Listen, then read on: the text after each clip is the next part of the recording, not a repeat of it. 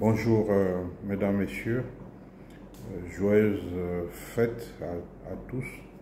Nous sommes aujourd'hui mardi 26 décembre 2023. Je fais cette vidéo pour les candidats au doctorat de l'UCAC. J'ai fait une précédente vidéo de quelques minutes. Là, je reviens pour essayer de préciser quelques points au sujet des questions que certains candidats me posent. Il s'agit principalement du projet de thèse que vous devrez déposer avant au plus tard le 10 janvier. De quoi il s'agit précisément pour que tout le monde comprenne. Et je vais m'appuyer sur la charte du doctorat de l'UCAC pour vous donner quelques indications pratiques pour que tout le monde puisse avoir le même niveau d'information. L'article 8 de la charte du doctorat dit ceci.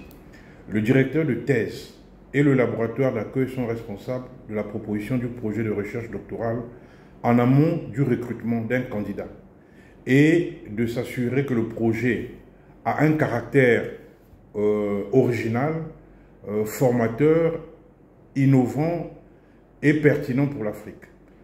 Le projet est réalisable dans un délai normal imparti pour la thèse, à savoir 3 ans.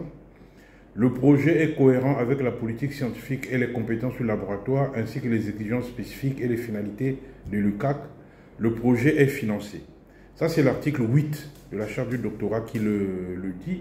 Je voudrais rapidement commenter cet article pour que vous le compreniez. Le premier point, c'est que le projet doit être l'objet d'un accord entre un directeur de thèse et le candidat et le laboratoire d'accueil. Bon, le laboratoire d'accueil, ne vous précipitez pas là-dessus. Ça, c'est des affaires internes à l'UCAC. Vous verrez, si vous êtes en droit privé, vous vous orientez vers le laboratoire de droit privé. Si c'est en sciences politiques, vers le laboratoire des sciences politiques. Si c'est en droit public ou droit humanitaire, vers le laboratoire du droit public. Donc ça, ce n'est pas une question à ce stade essentielle. Mais il faut qu'il y ait un accord. Donc, la charte dit, il faut qu'il y ait un accord entre le directeur de thèse et le candidat. Alors, cet accord porte sur le projet même de thèse. L'article 8 dit que le projet doit avoir un caractère original. Donc, vous n'allez pas reprendre dans votre avant-projet juste une thèse qui a déjà été soutenue ou un mémoire qui a été soutenu. Il faut que ce soit original.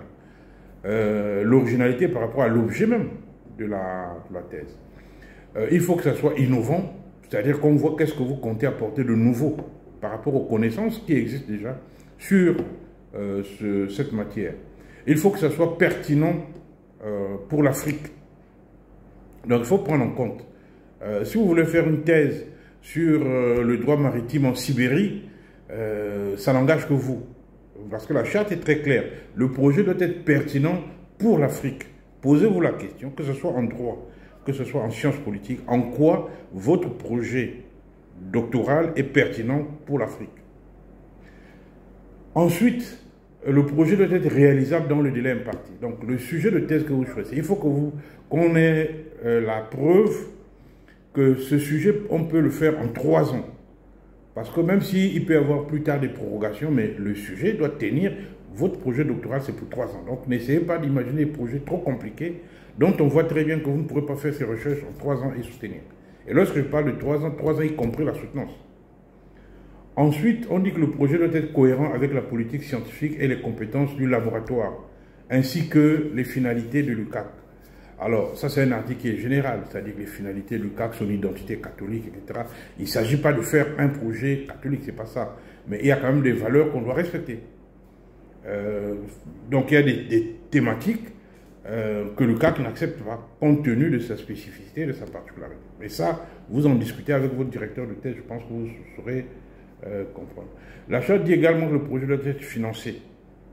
Alors le financement, ça dépend de vous. Est-ce que c'est un financement propre, vous-même qui financez votre thèse, ou c'est un organisme qui finance, etc. Bon, donc c'est ces éléments que vous devrez apporter. Voilà ce que dit en substance l'article 8 de la charte du doctorat. Ensuite, on a l'article 11. L'article 11 dit ceci.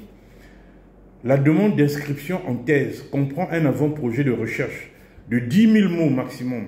Un avant-projet de recherche de 10 000 mots maximum susceptible de conduire à une thèse de doctorat.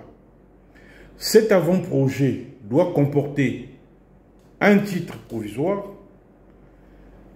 un exposé des objectifs soulignant l'intérêt scientifique et les aspects innovants, la question de recherche et la problématique, la méthodologie envisagée, une bibliographie, un plan de travail et enfin un inventaire des ressources humaines, matérielles et financières à mettre en œuvre. Voilà ce que l'article 11 dit. Ce sont les critères d'évaluation de votre projet. C'est-à-dire qu'il doit y avoir quel est le titre de votre projet. Alors, évitez, c'est une thèse de doctorat, donc évitez des titres longs, compliqués, avec des sous-titres trop compliqués. La science, c'est aussi la communication. Donc, il faut qu'en lisant votre titre, on puisse rapidement savoir de quoi il s'agit. Que ce soit en droit, que ce soit en sciences politiques, évitez les trucs, le jargon inutile. Ça ne sert à rien, c'est pas ça qui fait avancer la science. Donc, donnez des titres simples, compréhensibles, de telle façon que lorsqu'on lit votre titre, on a une idée précise de quoi il s'agit. Donc, un titre provisoire. Alors, c'est dit un titre provisoire. Ça veut dire que si c'est un titre provisoire, ce titre peut toujours être changé plus tard. Il peut être affiné, il peut être amélioré. C'est pour ça qu'on parle de titre provisoire. Il y a l'exposé, quels sont les objectifs de votre recherche. Et c'est dans ces objectifs, vous devez montrer l'intérêt scientifique et les aspects innovants. En fait, au niveau, par exemple, de la revue de littérature, on doit voir qu'est-ce qui a été dit sur le sujet, quel est le débat qu'il y a sur le sujet, et qu'est-ce que vous entendez apporter de plus par rapport à ce débat. Donc c'est ça ce qu'on appelle l'innovation. L'innovation, ce n'est pas forcément l'innovation technologique, non. L'innovation, c'est par la connaissance qui existe déjà. Qu'est-ce que vous entendez apporter de plus par rapport au débat qu'il y a sur ce sujet? C'est ça l'innovation. Ensuite, troisièmement, la question de recherche. Quelle est votre question de recherche? Et quelle est votre problématique? La problématique doit être claire. Elle doit être claire. Quatrièmement, la méthodologie envisagée. Vous envisagez de réaliser cette étude selon quelle méthodologie? Discutez-en donc avec votre directeur de thèse pour caler une méthode. Évitez, s'il vous plaît, de répéter les choses qui sont souvent écrites dans les mémoires de master. Surtout pour les juristes. On reprend les mêmes choses, la dogmatique, la casuistique, etc. Non, quelle est votre méthode? Et nous, on va voir par rapport au sujet, si la méthode que vous avez choisie est une méthode pertinente pour faire ce sujet-là. Donc ne prenez pas ça à la légère. Il faut que le corpus méthodologique, il faut qu'il soit bien travaillé, qu'on comprenne, expliquer. La méthodologie, c'est le chemin que vous allez emprunter pour arriver au but scientifique. Donc, quel est ce chemin? Quels sont les éléments théoriques de cette méthodologie? Cette méthodologie, c'est quelle est la discussion qu'il y a autour de cette méthodologie. On doit comprendre, c'est une thèse de doctorat.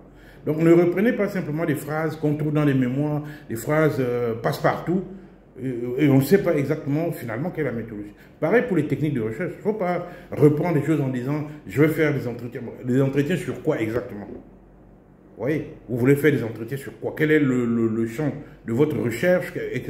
Vous devez être suffisamment précis. Parce que plus vous êtes sérieux dans votre avant-projet, plus vous avez les chances d'être définitivement pris. Et on sait qu'une fois que le projet est bien ficelé, la thèse va bien se dérouler. Or, lorsque le projet n'est pas bien ficelé, après on va perdre une année à discuter simplement du projet. Et du coup, le candidat accumule du retard. Donc, prenez soin dans ces jours de vous concentrer sur votre projet. Faites-nous la preuve que vous avez la maîtrise de la méthodologie que vous voulez utiliser. Il faut qu'il y ait une bibliographie. Alors, les gens posent des questions sur le nombre de pages. Moi, je n'ai pas de réponse à ça. La charte ne donne pas le nombre de pages. C'est à vous de faire la bibliographie. Mais respectez les normes de présentation de la bibliographie. C'est assez important. Et votre bibliographie, à ce stade, elle n'est pas définitive. Donc, on peut comprendre que vous n'avez pas certaines références, tout ça, mais essayez quand même de donner quelles sont les références les plus importantes par rapport à ce sujet. Il faut qu'il y ait un plan de travail. Le plan de travail, ici, c'est le plan de la thèse. Mais là aussi, c'est un plan provisoire, puisque vous allez plus tard continuer à travailler avec le directeur de thèse pour affiner ce plan. Mais on peut déjà d'emblée avoir quelle est l'orientation par rapport à la problématique, par rapport à la question de recherche, quel est le plan que vous escomptez. Ça ne veut pas dire que c'est le plan définitif. Mais on voit au moins que vous avez une idée de l'articulation de votre sujet. Je vous laisse donc discuter avec votre directeur et vous-même, parce que c'est vous-même aussi qui devez d'abord faire le premier paragraphe. C'est pas, le directeur de thèse n'est pas co-auteur de votre travail, il faut que je vous le rappelle. Donc c'est à vous de proposer un document sérieux avec auprès de votre directeur de thèse. Enfin, il y a l'inventaire des ressources humaines, matérielles et financières à mettre en œuvre. Alors là, ça c'est la partie pratique, hein, c'est-à-dire que comment vous entendez faire, s'il y a des questions de financement, comment les stratégies de réalisation de cette thèse, vous pouvez tout donner des indications. Donc voilà ce que dit l'article 11 de la charte du doctorat à ce sujet. Donc, je récapitule entièrement. Il faut que vous déposez votre avant-projet au plus tard le 10. Mais pour cela, votre avant-projet doit comporter un titre provisoire, un exposé des objectifs soulignant l'intérêt scientifique et les aspects innovants, la question de recherche et la problématique, la méthodologie envisagée, une bibliographie, un plan de travail et un inventaire des ressources humaines, matérielles et financières à mettre en œuvre. Ça, c'est l'article 11. Et pour ce faire, l'article 8, comme je l'ai précisé avant, il faut que le projet soit original et pertinent pour l'Afrique. Il faut qu'on voit que le projet est réalisable dans un délai de 3 ans, sauf les dérogations qui pourraient être accordées, et que ce projet soit cohérent avec les finalités de l'UCAD, les grandes valeurs catholiques, etc. Bon, je ne vais pas revenir sur ça. Voilà à peu près l'orientation à donner à votre projet. Donc, prenez soin de reprendre votre projet. Nous avons devant là 2 semaines, retravaillez votre projet, faites que votre projet soit de bonne qualité pour que votre inscription soit confirmée. Voilà ce que je tenais à vous dire au sujet des multiples questions que je reçois à ce sujet. Et en ma qualité de directeur du doctorat, je peux vous répondre si vous avez des questions précises, etc. Mais à ce stade, je préfère faire ces réponses générales pour que tout le monde en profite. Je vous remercie. À bientôt.